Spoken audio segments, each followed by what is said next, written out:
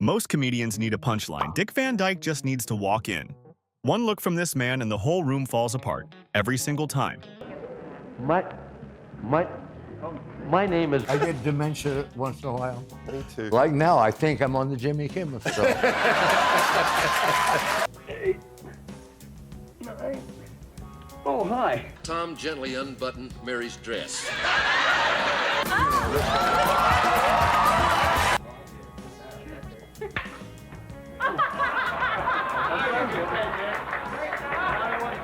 Just play along. Play along. You know, it's funny, And all of a sudden I was screaming, wait a minute, I'm telling my dream. Hey, I asked for a woman, not a chipmunk. Imagine you have a 74-year-old son Yes. who you still send to his room. True or false? And the best part? He never looks like he is chasing the laugh. That is what makes everyone lose it harder. So let's get into the moments where nobody around him stood a chance. You are going to be 99 years old on the day this music video is released, which is... Oh, hey, how you doing? You said, very old.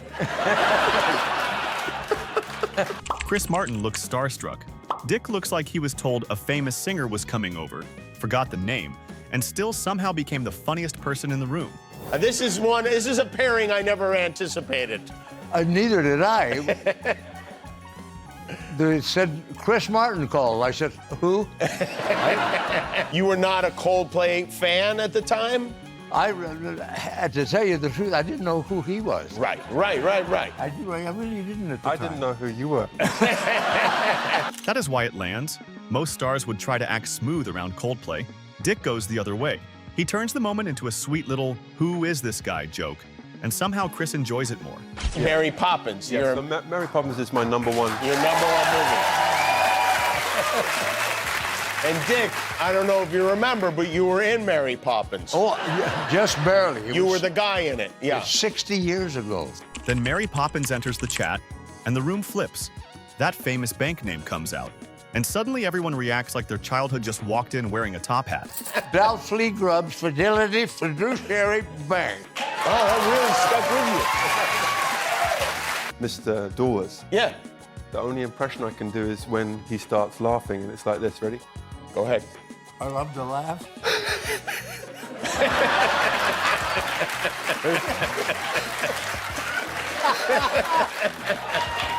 Method acting now. Dick, can you still laugh like the part? That's the big question. Oh, yeah. Well, like he did? Yeah. No. No. But the killer is the home video joke. Jimmy sets it up like this sweet family tribute. Dick waits, smiles, and drops the kind of line only a 98-year-old legend can get away with. The room folds. And this is one of the, so you make this music video, and this is in your house. This is in your In my actual backyard. house. With your family, your real family, your grandkids, your kid, I mean, the whole gang. You got Coldplay to pay for a home video that is quite The funny beautifully thing was, edited. I had grandkids I had never met. I had no idea. Into the pool. But they're collectively 176. Chris Martin came in as the rock star, but Dick stole the room like everyone's funniest grandpa. Now we leave late-night sweetness and crash into old-school sketch madness.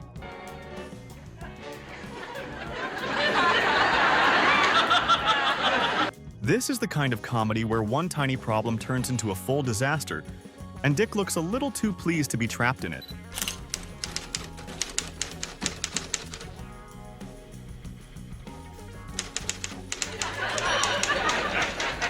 Excuse me, could you help me? Well, yes, sir. What seems to be the problem? Well, the problem seems to be the electricity in my house. Oh, what is the trouble with it? Well, the trouble is it's gone, off, out, kaput. There isn't any. The setup is simple. The panic is not. He starts explaining a house problem, then somehow turns language itself into the disaster. My whatchamacallit, my thingamajig, or my doohickey. Now, for the last 12 hours, we've had no lights, we've had no TV reception, and we've had a huge lake full of melted whammy sticks in the freezer. That is where his timing gets dangerous. He keeps feeding the nonsense like it is normal conversation. The more serious he sounds, the sillier it gets, and the audience starts laughing before the next word even lands. All right, smart guy. I'll check our records. What's your name? Sepulveda. Walter Sepulveda. That's it. Well, sir, I found your problem. Mhm. You have? Yes, I know exactly why your electricity's been cut off. Why? You're deceased. I'm what? I said you're deceased. Lady, are you crazy or am I? I'm dead? I'm so sorry. One of us is nuts. Lady, look at me. Look. Feel it. Huh? Feel that. Do I look dead to you? Huh? I'll tell you what's going on here. You got a crazy lady working for you. My power's been off for the last 12 hours, but her juice has been off for the last 30 years. I'm terribly sorry. I just heard. Look, ladies, I'm alive. Please, ladies. Life can be so. Here, Ladies, 1 I'm minute. alive. Then the body takes over. This is why Dick was never just a funny line guy. He could turn a fall, a flinch, or one wrong move into a full comedy explosion. I'm alive. Ladies, hey, All of a sudden, I'm alive. off the face of the I'm earth. alive. Ladies, listen. You think we could possibly have made a You guys- mistake?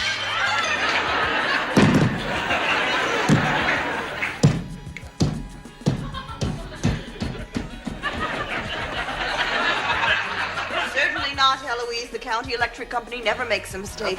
And once that door opens, there is no going back. Variety comedy was built for people like him, where chaos had rhythm and every disaster somehow knew how to dance.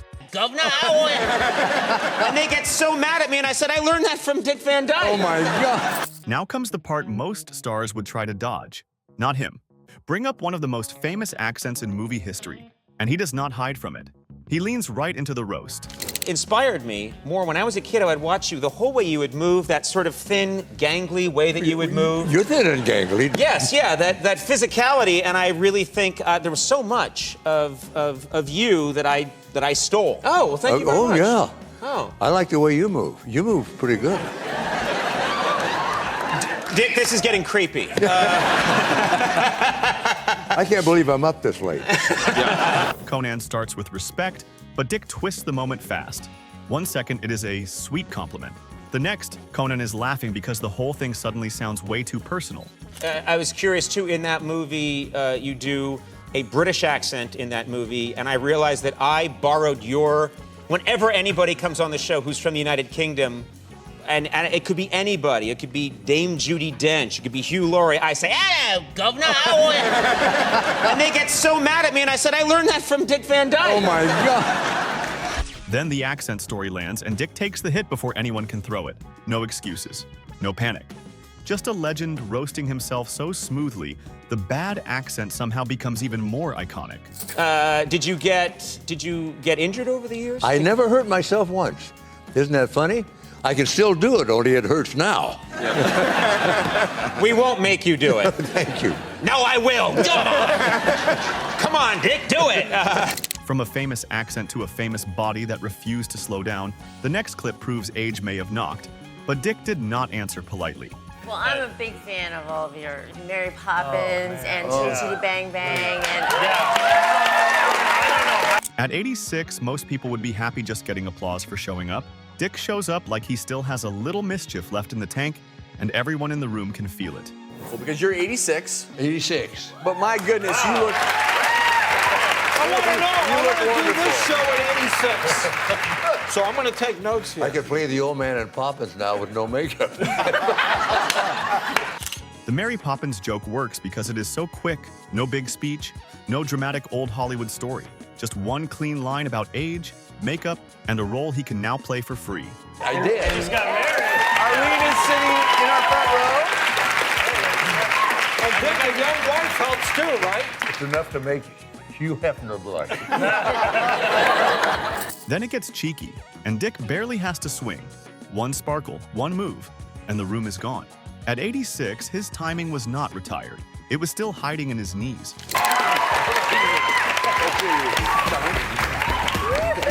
Look at this. You got to do some of that.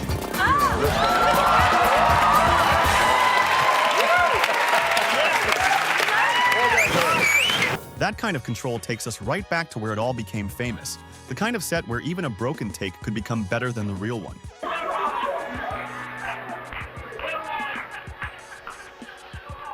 Keep it rolling, George.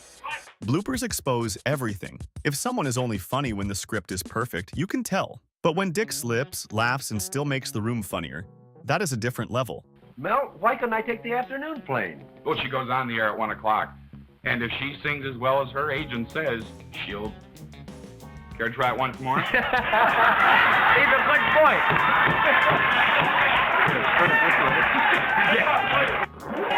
These moments feel so good because the perfect TV mask drops. Suddenly, it is not just characters in a scene. It is people trying to survive a laugh they already know they cannot beat. Just because I'm whispering does not... You cue me one.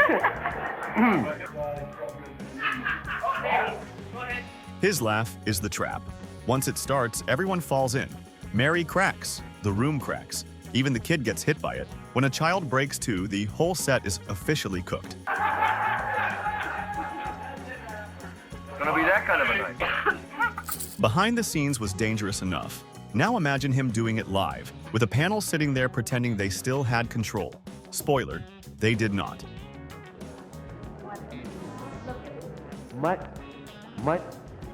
My name is Dick Van Dyke, and I've got a secret. This one is almost unfair. The challenge is try not to laugh, and then they bring out Dick Van Dyke. That is not a game. That is a setup for public failure.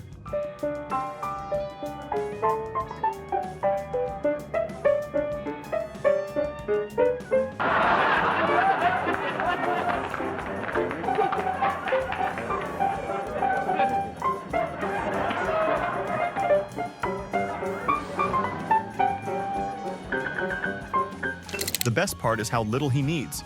No screaming, no giant punchline.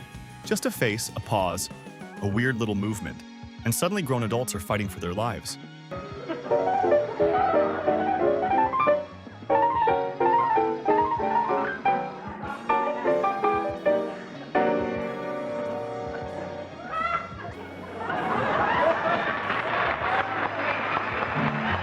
He holds the bit until the laughter starts sweating.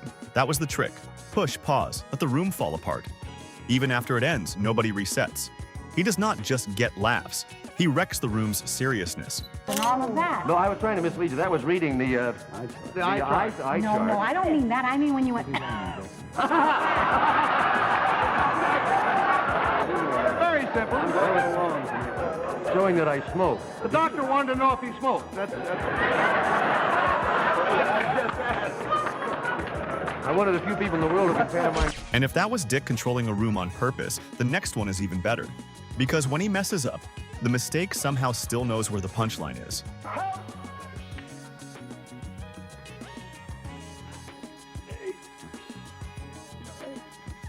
Oh, hi. There is a special kind of joy in watching a comedy master lose the thread. With Dick, even the mistake has rhythm. He breaks, but somehow the break lands cleaner than most planned jokes. This is Dick Van Dyke. My guys, it's 3 o'clock, and I promised I chime in. Back it up and do your line again. And he knows if he does hit her back, that we're going to punt it. Then Don Rickles enters the mix, and the energy gets sharper. Don brings that, I might insult everyone danger. Dick brings the silly charm. Together, it feels like the scene is sitting on a comedy grenade. And they didn't like that? Well, they didn't exactly like it, but I forgot the line. And that little dance finish is the cherry on top. It is loose, goofy, and weirdly graceful. Even when the take goes wrong, Dick makes it feel like the blooper had choreography.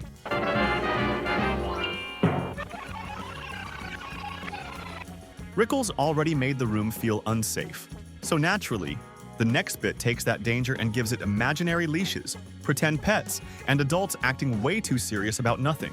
Oh, and Miss Wilson, would you send them in one at a time, please? It's a new class, and I'd like to get to know the dogs before we start. Yes, sir.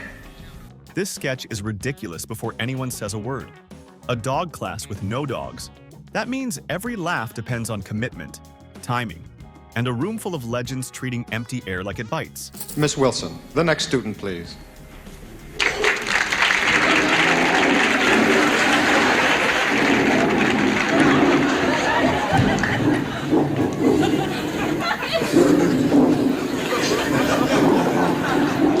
That is why it works. The sillier the idea gets, the more serious they play it. Dick understands that perfectly. He does not wink at the joke. He acts like the invisible dog is ruining his day.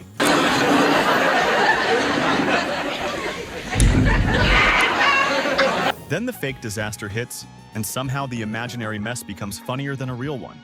The comedy is not in the poop. It is in everyone treating pretend chaos like a national emergency.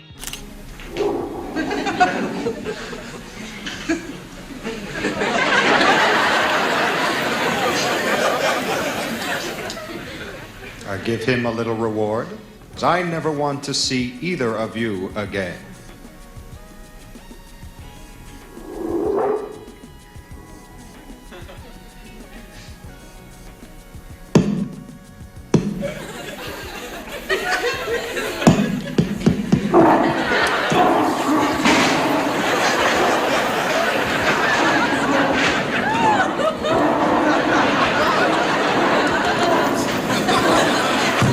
That is vintage variety magic. Give them empty air and they build a circus. But the next sketch gets messier, because nothing gets awkward faster than a bad date with perfect timing. I would love. Yes, bye-bye now. You won't forget. I won't. Okay. Dick Vandermeer, I was supposed to come and pick out some girls. This one works because awkwardness is doing all the heavy lifting. Carol and Dick do not rush it. They let the silence, the looks, and the terrible dating service energy get more painful by the second. Yeah. I'm Dick Vandermeer. The funny part is how badly both of them want another option. They are not even in love yet. They are already trying to escape the idea of each other, which makes the trap even better.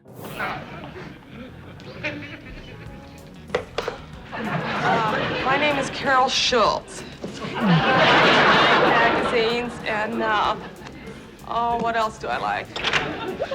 Hi, I'm Dick Van. I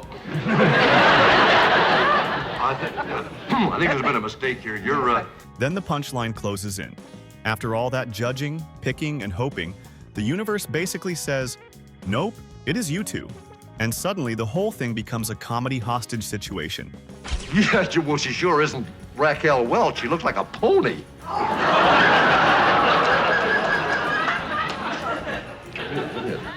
Mr. Ray, what's the idea of sending me over this creep? I did not let him in. He slid through the mail slot. Hey, look, Ray, I asked for a woman, not a chipmunk. No, I want something I can take home to my mother, not my dog. This woman looked like she had plastic surgery for a double chin, and they took off the wrong one.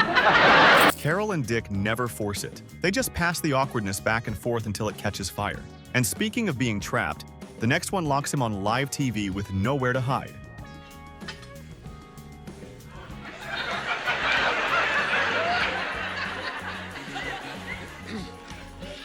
This is nightmare fuel for anyone who has ever had to fill silence. The broadcast is falling apart, time needs to be killed, and somehow the worst possible man is handed the microphone.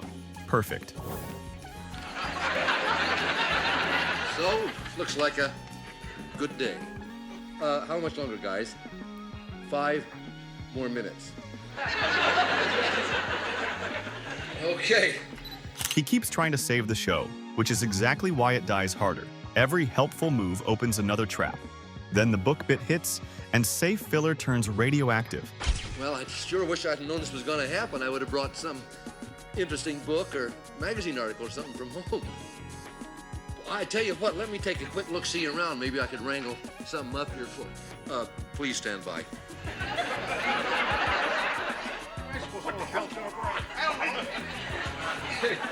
Okay, here we are. Jeez. It's got pictures in it, too. Can you beat that? My wife called me with something like this. The old you-know-what it hit the fan. Of course, I can't do anything right with her anyway. Then it gets too personal, too weird, and way too honest. The funniest part? He does not want out. He wants more time. By the end, it feels like a rescue mission. But he keeps riding the awkward train. You know, I never knew another girl ever. Guess I'm just that kind of a guy. Not like my older brother, Chip. He always had hundreds of girls. Well, what do you expect? Big football star, straight A student. I had this dream last night. It probably doesn't mean anything. And all of a sudden I was screaming, wait a minute, I'm telling my dream. Next, the chaos gets legs, literally, because putting him beside Tim Conway in a dance routine is not choreography. It is a threat.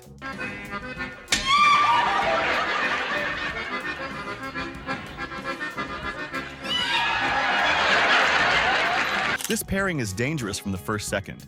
One has that elegant rubber body timing. The other looks like he was born to quietly ruin a scene. Together, they are a straight-faced disaster waiting to happen.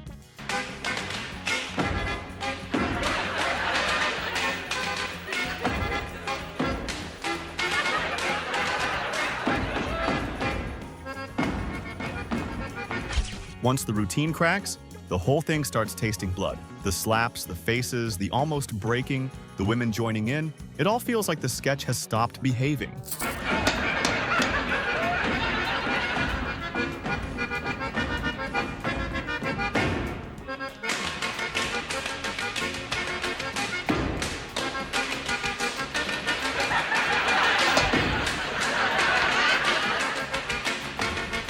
Then it becomes pure comedy survival. Nobody is dancing anymore. They are just trying to make it to the end without laughing, flinching, or getting hit again.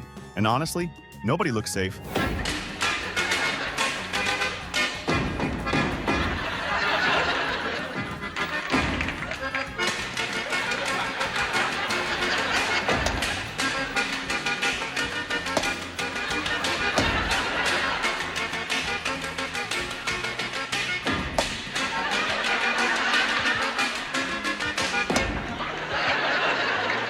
Tim turns the floor into a trap. Dick makes every wobble look classy. But next, he does not need chaos at all. The audience takes over, and the laugh becomes the whole scene. Bob, are you trying to tell me that we have the wrong baby? You're crazy. Honey, keep calm. I can take it. Our baby is probably just as cute as that one is. This scene is famous because the laugh hijacks the whole show. The setup is already loaded, and you can feel the audience leaning in. Honey, he doesn't even look like us. Rob, You see? all I see is our baby with a blue foot. Ink. How did it get there? Jerry and I put it on. Why? We're just running a series of tests. Then it lands, and the room explodes. Not polite laughter, a giant rolling wave. Dick does not chase it. He just lets the audience take over, like he knows interrupting it would ruin the magic. Or I think it'd be better if you went to your room. I can handle it. I am staying right here. Hi, we're Mr. and Mrs. Peters. Come in.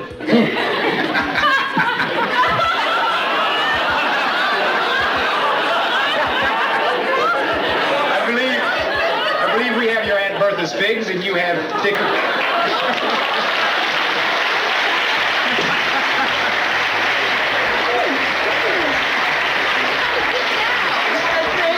Some laughs are written, some laughs are performed. This one feels like it escaped. And decades later, that same spark was still there. How are you feeling? Pretty old. You look great. No stage, no sketch, just Dick at 98, heading to his car and still landing the perfect wink. After all the chaos, he proved funny only needs timing, charm, and people who break fast. Any big plans for your 99th birthday coming up? Huh? Any big plans for your 99th birthday coming up? Praying that I make it. Oh, I'm sure you will. You look amazing. Thank you so much, sir. And that is Dick Van Dyke for you. No huge setup, no cheap shock, just a man who could walk into any room and make it better. He did not try to be the funniest guy there. He just was, and everyone around him, gone. From bloopers to live panels, from sketch chaos to a quick line near his car, the timing never left him. Nearly 100 years old, and still the funniest guy in the room. That is not just talent, that is a gift. So, which moment made you fold first? And which one proved Dick could destroy a straight face on sight? Drop your favorite in the comments. And if you enjoy seeing the real, awkward, and unforgettable side of Hollywood, hit like, subscribe, and stick around for the next one.